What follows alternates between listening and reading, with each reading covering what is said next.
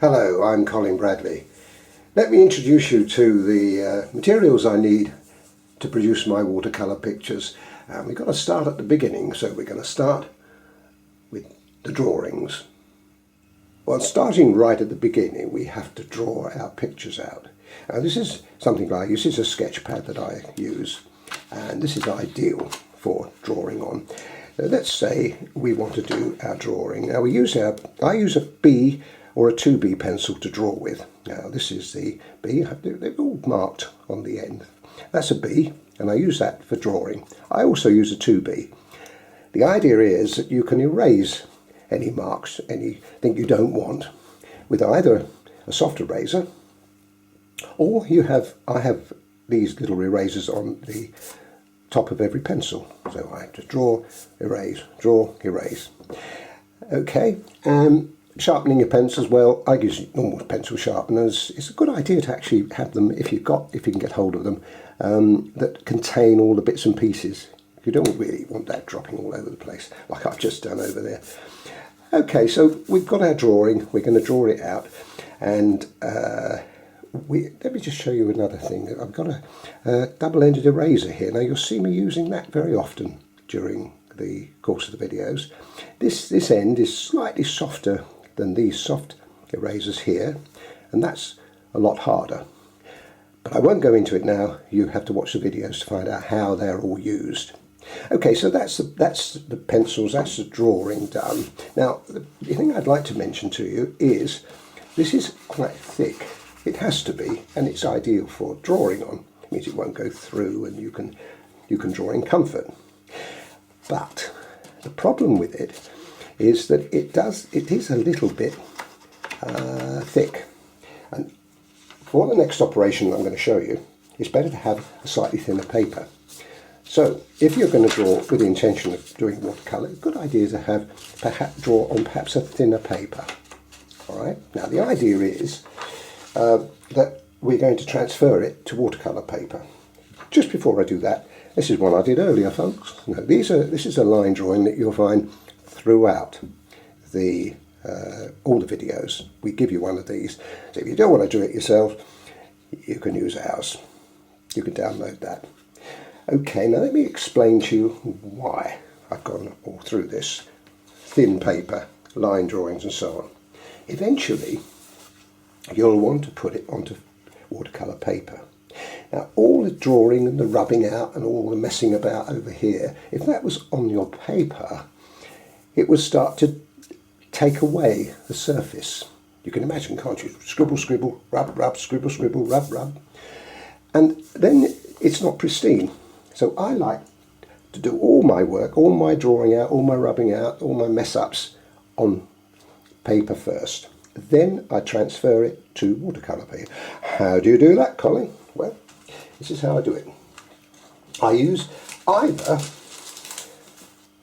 thing called trace down. Now, you can get this in all art shops. And what this is, it's a graphite carbon. Let me just take it out of there to show you what I mean. It's a graphite.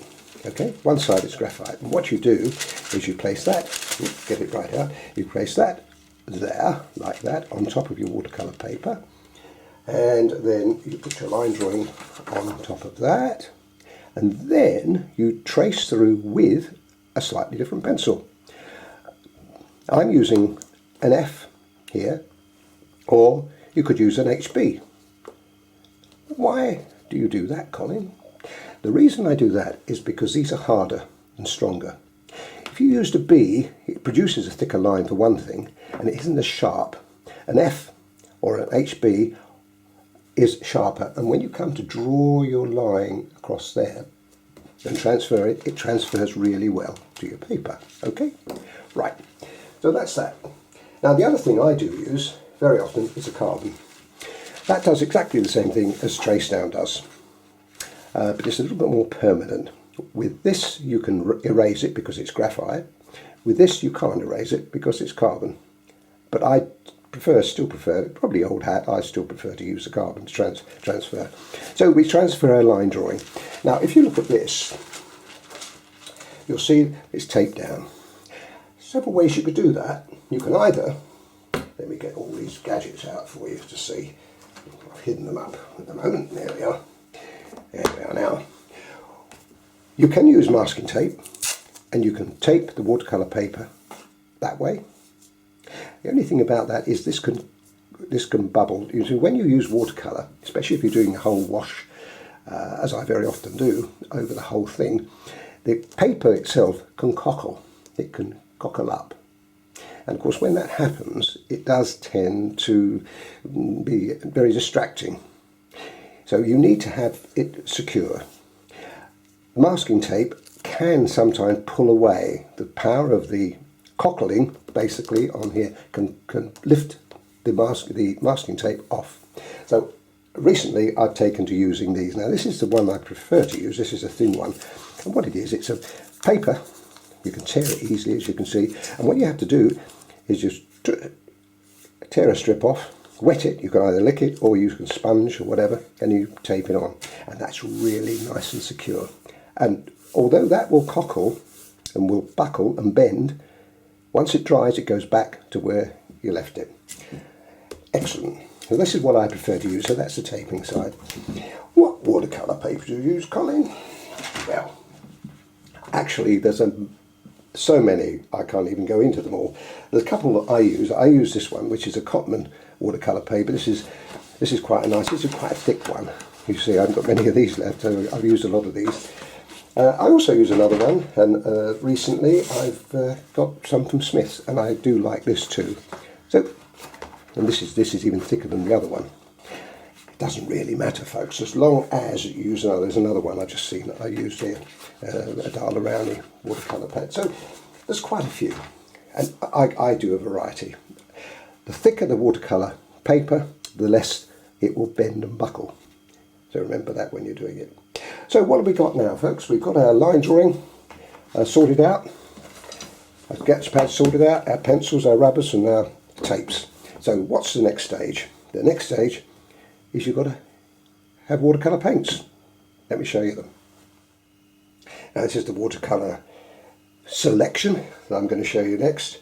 What I didn't tell you before is that the board I'm using to tape my paper to is hardboard, and I use various sizes. That's a small one, which I use mainly when I'm doing the filming, because I don't have to spend hours and hours filling it all up. This is an A4, which is a popular size, and the size that I would recommend you paint on. And then I've got a very big one here, which is I don't use very often. Anyway, that's the board, and the tape goes on and it comes off there very well. This once you get rid of the tape here, guys, you usually have to cut it off, run a razor along here, or a blade or a knife along here, and then you can peel this off from the hardboard base.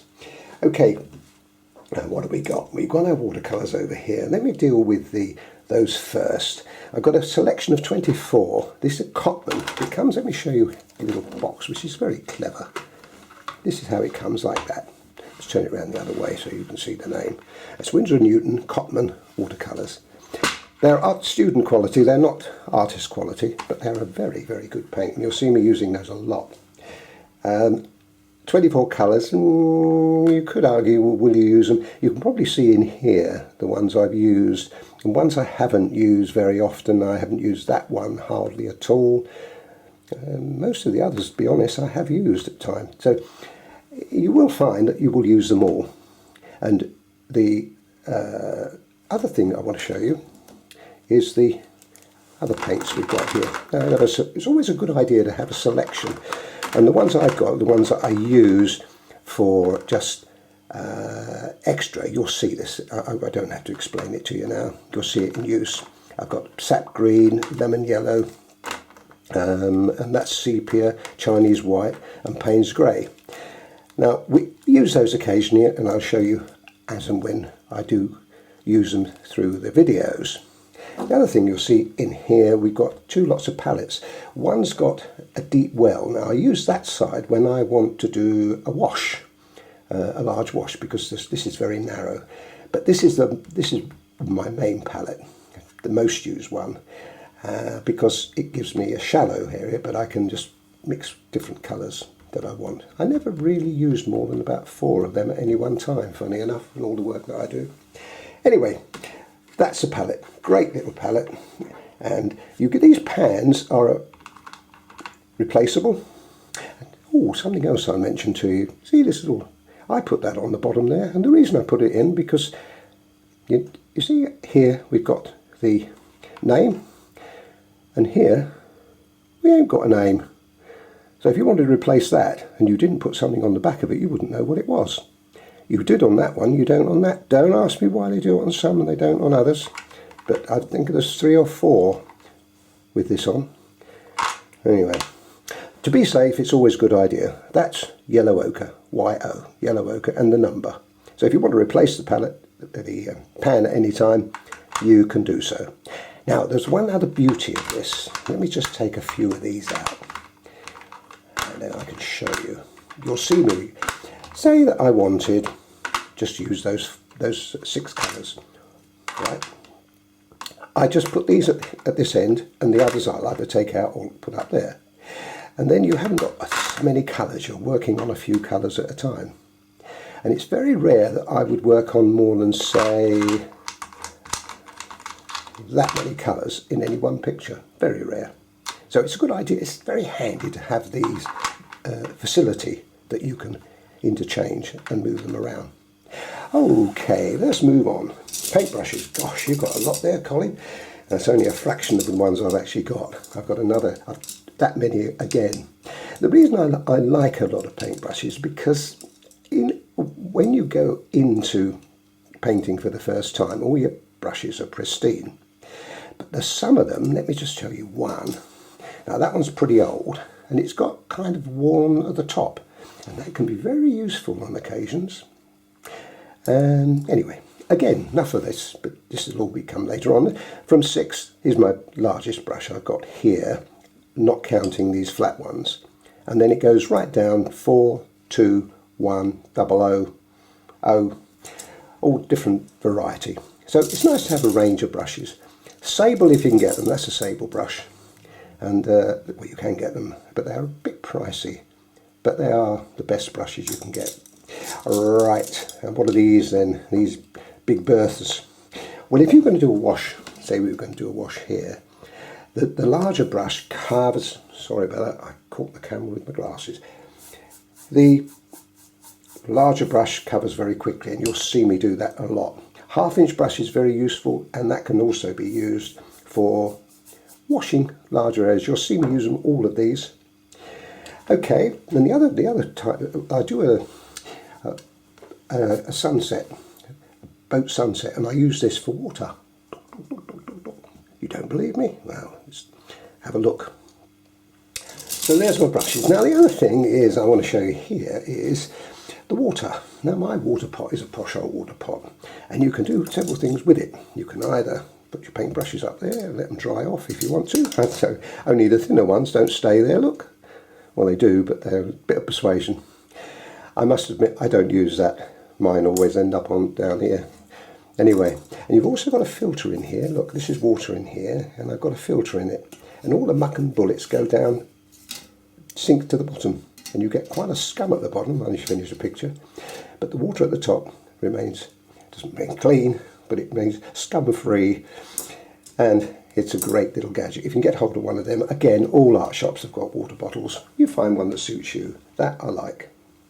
Now, let's move on. So we've got our paints, we've got our brushes, we've got our everything ready to go. We've got our line drawing, although there's nothing on there, we've imagined there is, and ready to go. What else do we need? Not much else except one very important thing, folks. A bit of kitchen roll. You'll always see me, well, you might not see it very often, but you'll see it in operation with that in my left hand. I have this in my right hand and this in my left hand. So I'm painting away, daubing, painting away. Any drops that go on, I use it for a multitude of reasons. And that's just normal kitchen roll. Okay, folks, well, there we are. I think I've given you a good rundown on art materials, watercolour art materials that you're going to need. All we need now is the enthusiasm and a little bit of enterprise, experiment, but have fun.